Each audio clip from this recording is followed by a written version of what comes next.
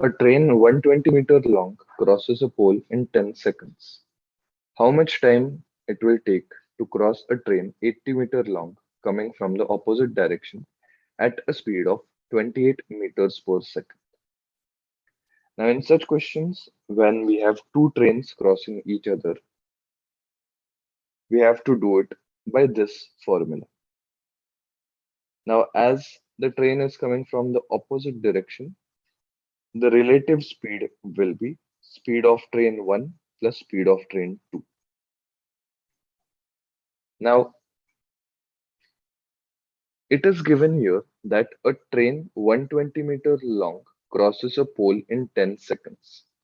So from this, we can find out the speed of this train.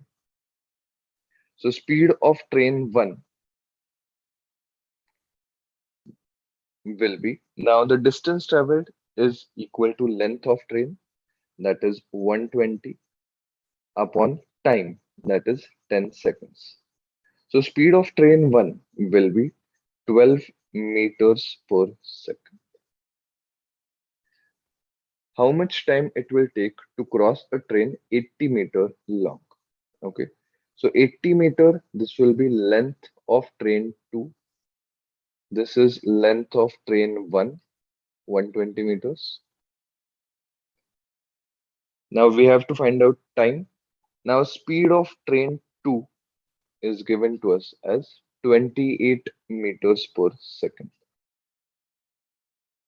So let's substitute the values in this formula. So time is equal to length of train 1, that is 120, plus length of train 2, that is 80, upon speed of train 1, that is 12, plus speed of train 2, that is 28.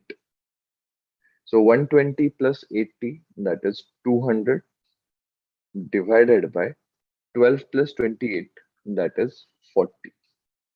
So we get the answer as t is equal to 5 seconds. So answer will be option C.